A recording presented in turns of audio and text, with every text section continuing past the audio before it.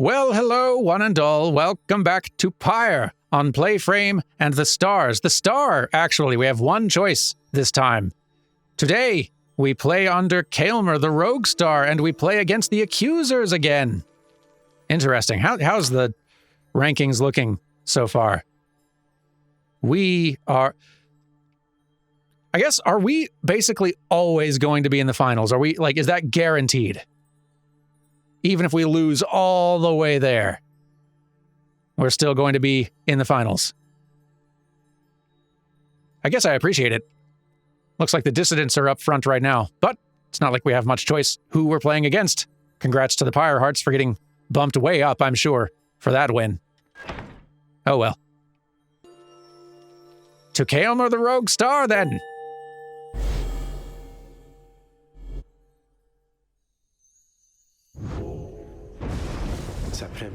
Then we are summoned to the Isle of Kaelmer, deep within the deathless tempest. Isle of Kaelmer being the Isle of Kaelmer. According to the stars, the next rite shall soon commence there. Right, yes, that much I sort of figured out. Have you been there before, Tariq? So long ago, I scarce recall the time. Only the scent. It is the place from which the creatures native to this land sprang forth. Reader, let's not concern ourselves with superstitions held about that place. We'll set forth at dawn and soon see for ourselves what to make of it. Okay.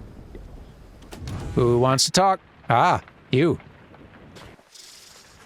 You are unaccustomed to seeing Bertrude smiling, and yet, there she is, doing just that. You soon see why. You have observed before how her manner seems to soften to the degree it can whenever Wulfred is around. If only I could have seen their faces then. What was your secret, dare I ask, dear Bertrude? It appears that they are reminiscing about old times in the Commonwealth. Flame-resistant inks, Sandalwood. 'Twas the inks themselves which kept those volumes from being burnt to ash. Flame-resistant inks, of course. The good officers who came to visit, they were so intent on burning all the evidence, they did not stop to think the evidence was fireproof. Alas, that they later found a way to burn thy stamping press regardless. Thy written words, they moved us many times, and many others whom we knew there in the southern bogs. No matter, dear Bertrude. What's done is done. At least we made it difficult for them, is that not so? While introducing some of our fellow citizens to new ideas. Perhaps. My words would not have reached near half as many were it not for you. Not to mention how I managed to elude them for another decade or so.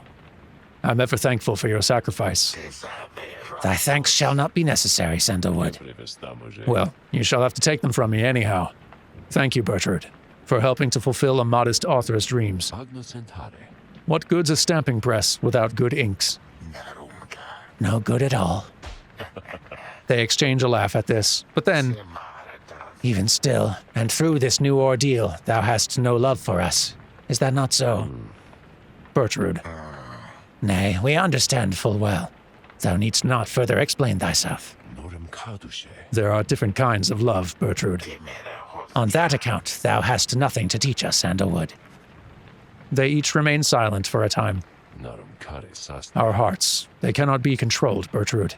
Blasted things they are, they act well on their own. He puts away his pipe. I am blessed to have you in my life. Back in the Commonwealth and here as well. I mean that. Although I know that is not enough. At first, Bertrude does not seem to acknowledge this in any way, but then... Nay, Sandalwood, it is enough. It is enough. She departs without awaiting a response, brushing past you as she goes. Wulfred soon turns away as well, politely bidding you a good evening. The two old friends have evidently managed their way past certain tensions in their long-standing relationship. They rather seem to draw a certain strength from one another. They do. Well, we have a journey to continue.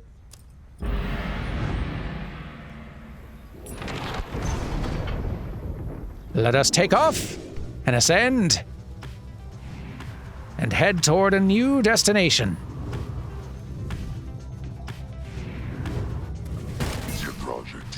Sorry, I kind of keep running into you this season. Hey, you want to rumble here and now, huh, Nightwings? Think you got your number after last time, huh? Too bad we all got somewhere else to be. Though we tempers sure are flattered you took the time to ram into us again. Be seeing you around. Well, maybe stop being in my way everywhere you go. Consider that, huh?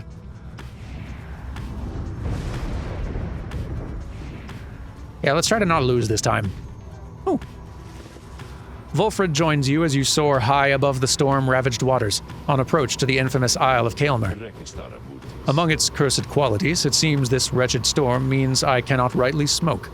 One of the downside's small misfortunes, I suppose. The wagon's drive-imps seem not to mind, at least. In fact, they seem more animated now even than usual, sir.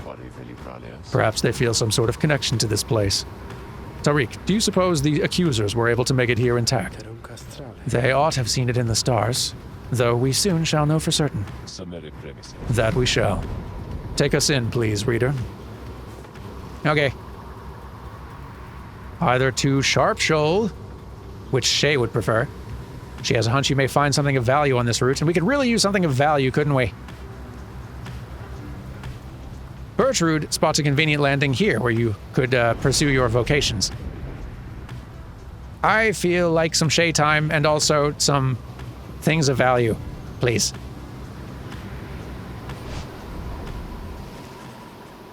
You make landing within the Deathless Tempest, far west of where you first breached through to the shores beyond. You wonder which sort of celestial landmark lies hidden amidst these waters, though for now you have some time left before continuing onward. I wonder if they give you some way to keep track of which of these places you've landed in since the first season of rights and all that. Because like every new location we drop in and visit, we get new pages in the book for.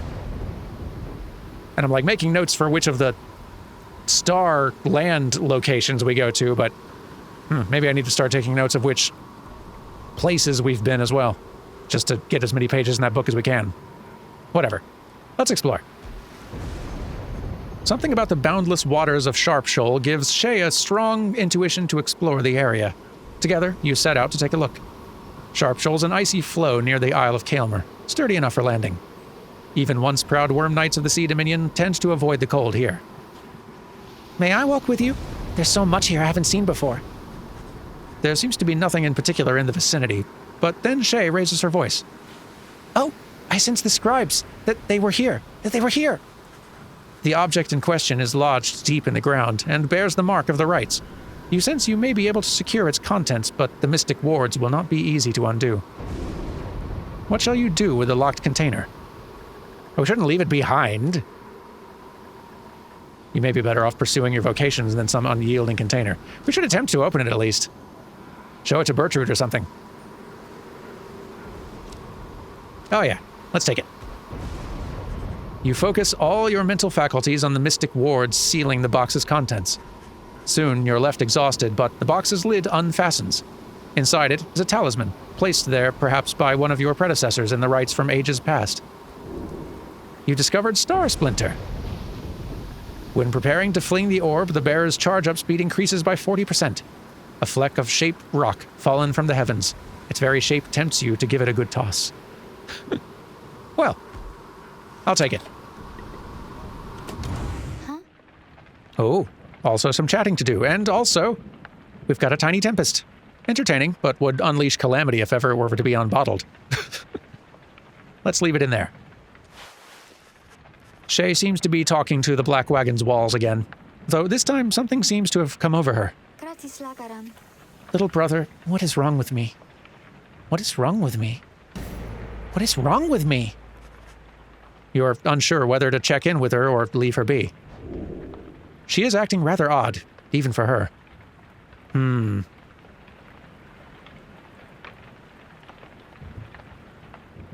we wait and listen?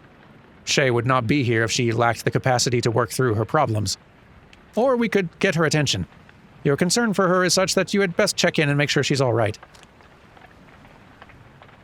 Oh, let's try to assist if we can. Be supportive.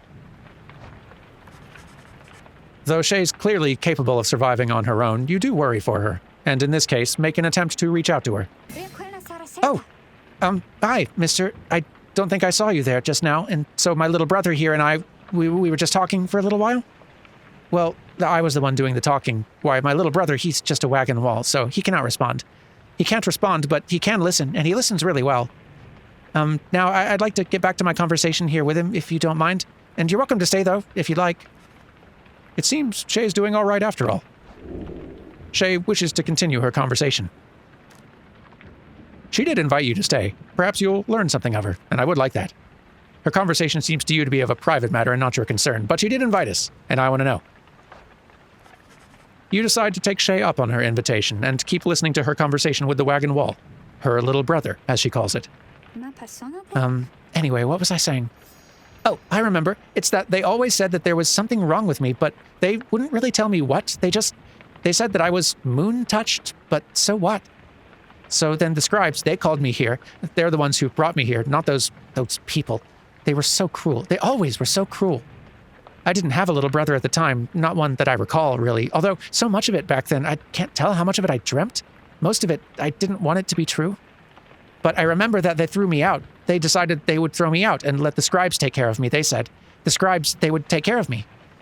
It was so very quiet here, and I was all alone again, although I think I liked it more, being alone down here than being alone back there. Everybody's alone down here, and so it makes me feel less alone somehow. Back there, I would sometimes see families, brothers, sisters, mothers, fathers, but here, there was hardly anyone at all. But I knew that I was closer to the scribes. I knew that they were in the sky above, and I did search for them up there, you know? And then, one night, I found them. I saw the stars, and they were falling to the ground, and I thought, why is it the scribes themselves are crying? Are they sad? And maybe, are they sad for me? Well, that was when I first saw you, little brother. With your help, I would get closer to the scribes. That way, maybe they could answer all my questions, don't you think? But I'm so very glad I found you and the others. I'm finally not alone. I'm finally not alone. And more importantly, I think, sometimes I even feel that way, that I'm not alone. Maybe, as we get closer, maybe I'll get to feel that way more often, being here, or being anywhere with you and all my friends. She falls silent. Though you were concerned for her at first, you sense that now she's at peace. She wanders off, faintly smiling. You sense you have a better understanding of her now. Excellent! A biography, even.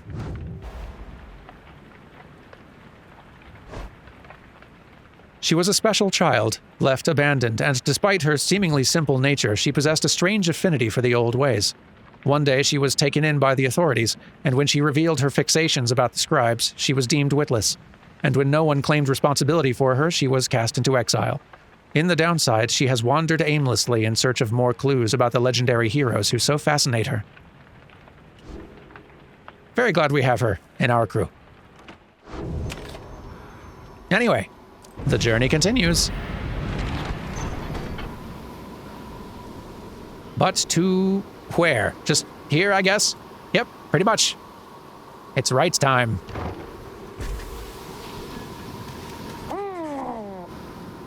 I definitely had forgotten about this little gremlin. Deep in the steady currents of the deathless tempest, you find a messenger imp looking to bring you the latest news and rumors from the other side. This time around, the imp brings tidings of Sir Gilman and what happened to him since his liberation at the fall of Solium when, at last, his self-imposed exile came to an end. You learn that his return to the Commonwealth was met with much rejoicing, and that before long he was promoted to the rank of Veiled Captain on the Blood Border. And yet, with tears welling in his eye, he did refuse the post, stating he no longer had the heart to fight against the High Wing remnants as he once did. He then cast down his helmet, and when next anyone saw him, he was among Volfred's agents, having joined the revolution to reshape the Commonwealth from within. That's our good little noodle. You thank the messenger imp for the report, and salute it crisply, as surely Gilman would have. Soon the news has everyone in the wagon talking. Knight or no, he always shall remain Sir Gilman in my eyes. It must have taken great restraint for him to do what he's done.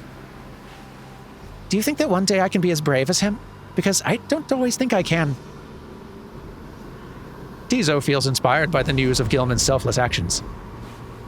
Hey, I can tell you one thing. Sure is quieter without having him around, right everyone? The tears he shed ought to have been bottled, and thus set aside for use in various salves. Bertrude hates waste. One of the Sea Dominion's own, laying down his arms by his own choice. I'm honestly surprised, even having known him. The news of Gilman's liberation fills you and your fellow exiles with newfound resolve. I wish him good fortune. He'll be doing us proud, I am confident. I'm also confident I need more tea. Gracious. A lot of very reading-heavy series lately. Good ones, though. Your wagon shudders to a halt at the Isle of Kaelmer. Bizarre outcroppings give it a forbidding feel. In the distance, you hear odd gibbering noises that sound like Drive-Imps? We must commence the rite after we've purchased and... Oh, hi. Whoa, guys, how'd you find me all the way out here? I mean, this is for the extra special customers. Ah, I'm only joking. Only joking. You're the only customers I got.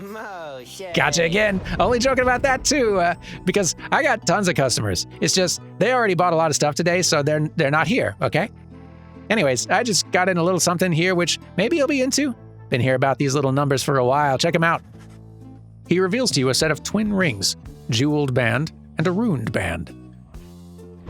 Pair of talismans grants the bearer +2 presence, quickness, and hope. At the start of the round, briefly gain infinite stamina if an ally has runed band. Cool. An old enchanted ring never found far from its humbler-looking counterpart. This one boosts, I think, the same stats. Yep, same stats. And also, yeah, basically, they do the same thing, so long as they're both worn together. Cool. Thinking these thingers are supposed to be for a couple of lovebirds, know what I mean? But anybody could probably use them, provided they was to buy them off me. I was gonna get them for myself, but anyway, so let me know if you want them. They do cost more than I can afford. That is a certainty. Maybe I really should start considering selling things at a certain point.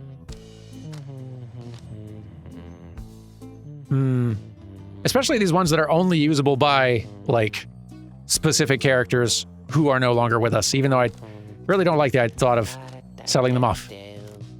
They're just sort of good little keepsakes now.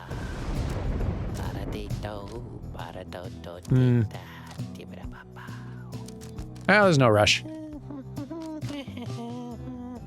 But there's also not as much money as I'd like to purchase this lunar glass, which is pretty expensive, though. Well, I should spend more money, I suppose. For the book, if for no other reason. Yep, come on. There we go. Pleasure doing business with you guys, so, see ya. Let's do a little bit of book reading before we go in. Just a little. Deathless Tempest. We waited for the Deathless Tempest to subside. We waited, but the Underking, he merely laughed and laughed. For the Deathless Tempest does not subside. What lies beneath that stretch of sea to cause such an upheaval is best left to myth and speculation. We made passage nonetheless, through sorcerous aid and fortune, scarce seeing the surrounding environs. We did detect a landform to the west. Solium Mur detected there the presence of the treacherous aide who lured him into exile, and then followed him in turn. Mur, in his wisdom, thought it best to be avoided. At last did we arrive on distant lands, though seeing them provided little comfort. But also... the Isle of Kaelmer.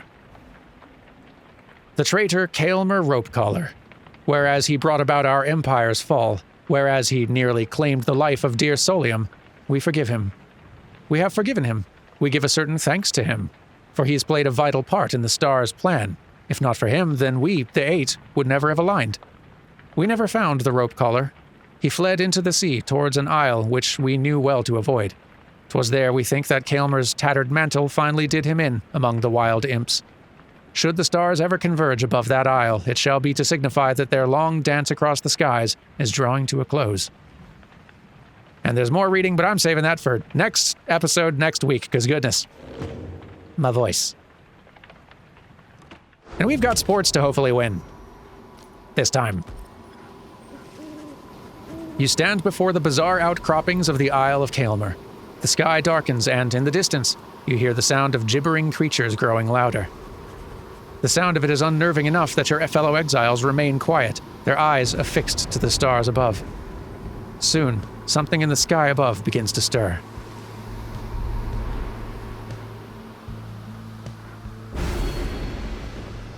Oh, a new one.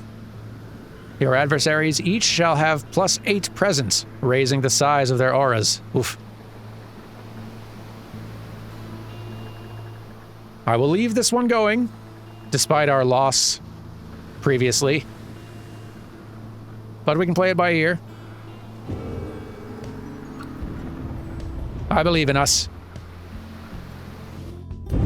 A glorious eve to you as ever, O you exiles of the Nightwings. Thank you. The 8 scribes dragged you all the way into the blasphemous Isle of Kaelma. Here you are to be surrounded by even more gibbering nitwits than usual. The adversaries you are to confront shall be the accusers.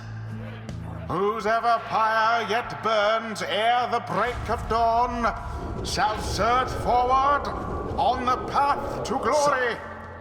I didn't realize that there were... Prepare yourselves. Are you done?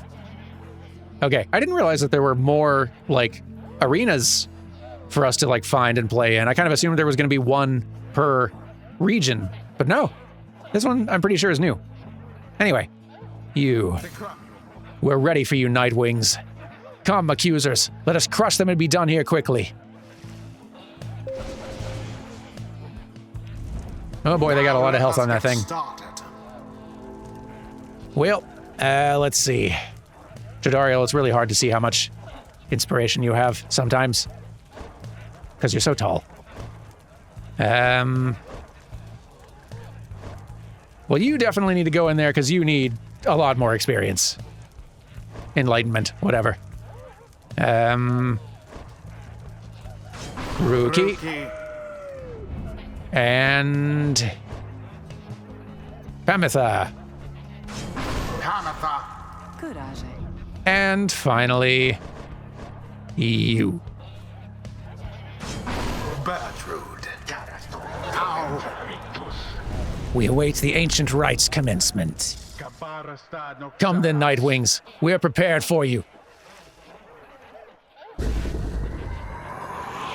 I fear that may be true. Oh, they're moving. As the rite commences, the imps throughout the cavernous arena roar with excitement. Our struggles and our plan, mere entertainment to these lonesome creatures. Still at 44%. Much improvement to do. Hey, stop pushing us around. Begging your pardon, sir. The imps of the Isle are quite passionate about the rites. Just now they offered a bounty in soul if our triumvirate proves worthy. They would pay us. In exchange for what exactly? And where did they get the soul, for that matter? My understanding is that they wish to see us perform various feats of glory. As for the source of their wealth, who can say how much soul lies lost within the sea? Flashy displays of mastery in the rites which certain types of imps are willing to pay to see. I don't know what that exactly means, but I'll see what I can do. Reader, it may seem beneath you, but the opportunity is real, if the soul could be of benefit. Indeed. Then, reader, my boy, it is yours to decide if entertaining these sad creatures is a justifiable distraction during these affairs. We trust your judgment. Now let us not distract you further here. Henceforth you shall be tasked with feats of glory in the rites. Ooh. Like what? Imps, I salute you. Banish 2 exiles in a single aura. Oh, I see. Little extra challenges to try to do. Gotcha. Go. Run. Ha. You have so much HP on that thing. Kaboom. Oh, that didn't kaboom. I should wait until they actually have the thing. Yeah, no, we got pretty stomped there. We need to be careful. We can only take so many of those. Gotcha. Ah, you got me. I fly. You can't get me. I'm too flying. righteous fire. Kaboom! No! No. Gotcha, Elise. Run! Run faster! Yeah! Doused to the adversary's flames. Let's keep this going. Okay, not like that, though. Not like that either. Shameful outcome. I need to figure out how that different-looking aura around Pamitha and Bertrude works. Seems like it functions a little differently. Not 100% sure how, but... Ah, darn it. Got you. Okay. Go! Points! He plunged into their fire.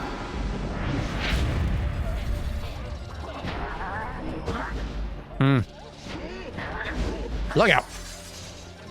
I love her widespread shotgun blast, but the range is a little lacking. Oh, how do we not hit both? Gotcha. Poof goes Lendl. Get some points. Flames grow weak. The imps grow more and more agitated with each passing moment. Some start spilling into the sacred grounds. Blasted creatures, these imps. Get out of here, you! Stay out of our way! Oh dear. I still am trying to achieve your little, fancy goals, fellas. Tradition, not some boorish spectacle.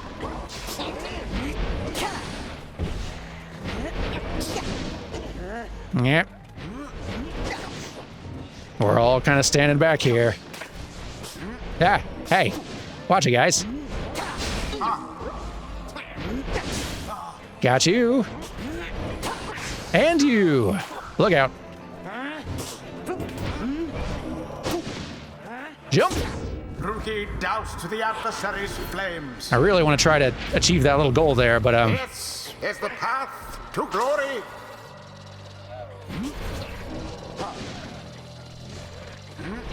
Nope. Ah, dang it. Glorious.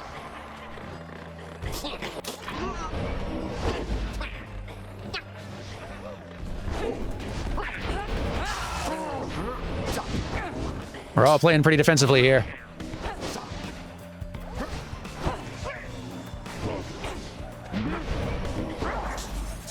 Yeah. Dang it. Not good. 3 night wings. Poof. Not good at all. And it is done. Dang it. I was getting cocky there. I wanted to last a little bit longer to try to achieve that bonus goal. Richly deserved victory at that. Not a good season start for us, I don't think. The right is ended. You low-life Nightwings. May you savor every taste of the bitter defeat that we prepared for you this eve. And know that this was only the beginning, for I trust we soon shall meet atop Mount Alodil. Then may I be rid of you at last, and rid of this damned place besides. Yeah, well, I got nothing, but I'm real mad still, let me tell you. He acts so high and mighty, it's a wonder your Commonwealth didn't want to keep him. What stirs now in the hearts of all these exiles? Enlightenment, hopefully. We could kind of use it.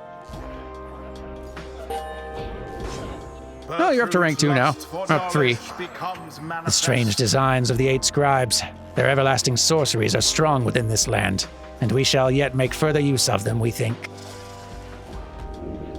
Let's see, of these 2, the charge-up time is greatly reduced. Blast arcs at a wide angle, banishing adversaries in a larger area.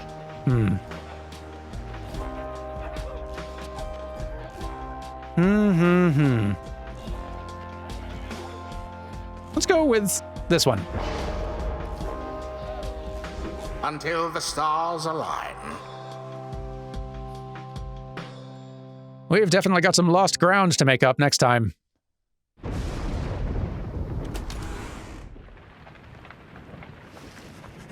After you and your fellow exiles suffered defeat by the accusers, you find the lone minstrel tending to one of your own. Bertrude seems to be unwell, although you cannot yet sense why. How are you feeling, madam? We are terribly weary. We fear that we've taken ill somehow, for ours is a strength not easily suppressed. I see. then please do not exert yourself, or try. The lone minstrel motions for you to come closer. Reader, Bertrude appears rather disorientated and more fatigued than usual. Reported feeling not entirely present. Symptoms of banishment sickness, which is an ailment suffered by those who frequently conduct the rites. Debilitating, but fleeting. The sense of loss and isolation during banishment sometimes extends beyond that time. Okay, so this is a thing to try to keep us from just using one little team all the time. To rotate around a little more often. Makes sense. She should soon be able to take part in light activities, I think, but under no circumstance shall she be able to conduct the coming rite. Now then, I ought not keep you from the stars above. Please, go and have a look at them, for all of us, I think, are anxious to depart this place. Okay. Bertrude got banishment sickness. The stars yet shine for you, revealing various paths forward. We have a choice again, do we? We do. Horace, Milith, or Lou. And given we have played more recently in these two, I suspect next time we're going here. So, I will see you all next week for a rite at Lou the Vernal Star, and hopefully a successful one. It's not been a great showing for us thus far this season. We'll get it back. See you all next time. Bye!